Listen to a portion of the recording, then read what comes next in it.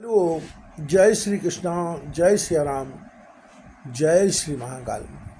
हनुमान जी महाराज लंका दहन के पश्चात समुद्र पार कर वापस राम जी महाराज के पास आते हैं और राम जी महाराज के पूछने पर सीता जी की स्थिति का वर्णन करते हुए कहते हैं, बाबा दुआ लिखते हैं, नाम पायरु दिवस निश ध्यान तुम्हार कपाट, लोचन निज पद जंत्रित जाए प्राण के ही बाट।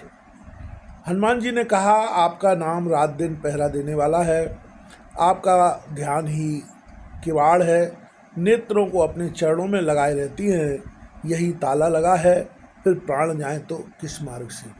सीता जी की स्थिति का वर्णन हनुमान जी महाराज कर रहे हैं।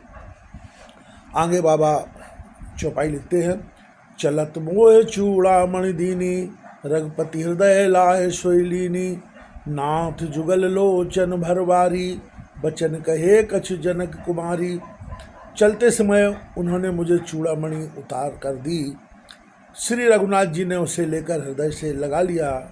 हनुमान जी ने फिर कहा, हे नाथ, दोनों नेत्रों में जल भरकर जानकी जी ने मुझसे कुछ वचन कहे।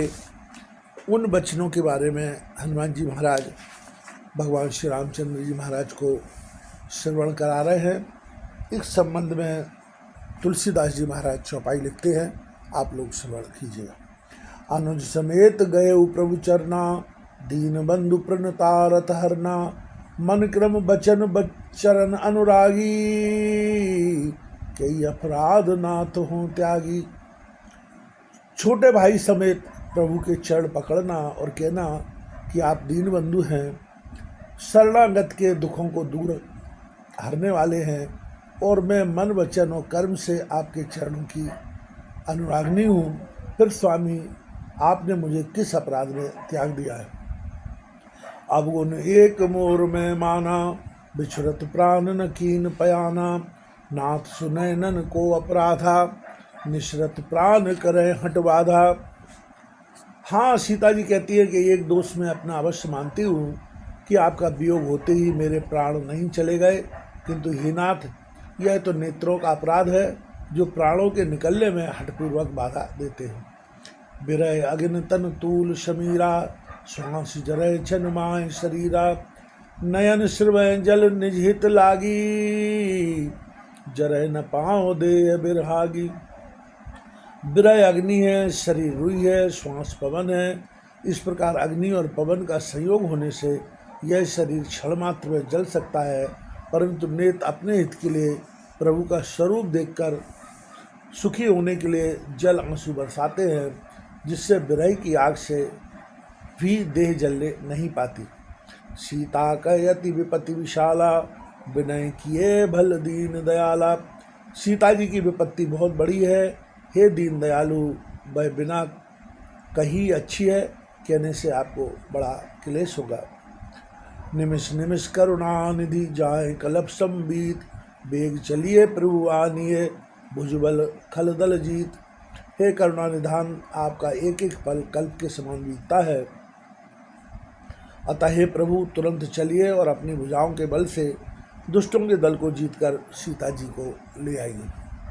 सुन सीता प्रभु दुख, सुन सीता दुख प्रभु सुख ऐना, भर आए जल राजीव नैना, बचन काय मन मम गति जाही, सपने बूझिए विपत्ति की ताही। सीता जी का दुख सुनकर सुख के धाम प्रभु के कमल नेत्रों में जल भराया और वे बोले, मन वचन और शरीर से जिसे मेरी ही गति मेरा ही आश्रय है, उसे क्या स्वप्न में भी विपत्ति हो सकती है। कहे हनुमंत विपत्ति प्रभु सोई, जब तब सुमरन भजन न होई। केतिक बात प्रभु जातु धान की, रिपुहि जीत आनवी जान की। हनुमान जी कहते हैं कि हे प्रभु, विपत्ति तो वही है, तभी है जब आपका भजन स्मरण न हो। हे प्रभु, राक्षसों की बात ही कितनी है, आप शत्रु को जीतकर जानकी जी को ले आ गए। सुन कपितो समानोपकारी, नहीं को सुर नर मुनि तनुधारी, प्रति उपकार करो का तोरा, सन्मुख होए न सकत मन मोरा। भगवान कहने लगे, हे हनुमान सुनो, तुम्हारे समान मेरा उपकारी देवता मनुष्य अथवा मुनि कोई भी शरीरधारी नहीं है।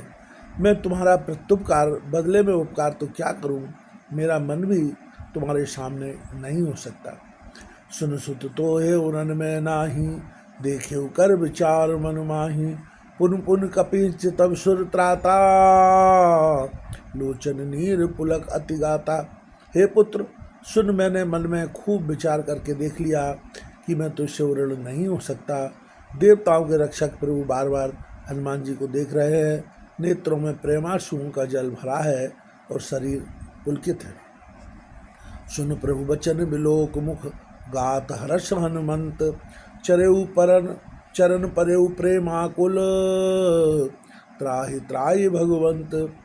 प्रभु के वचन सुनकर और उनके प्रसन्न मुख तथा पुलकित अंगों को देखकर हनुमान जी हर्षित हो गए और प्रेम में विकल होकर, हे भगवान मेरी रक्षा करो, मेरी रक्षा करो कहते हुए श्री राम जी के चरणों में गिर पड़े। बार बार प्रभु चाहें उठावा, प्रेम मगन ते उठब न भावा।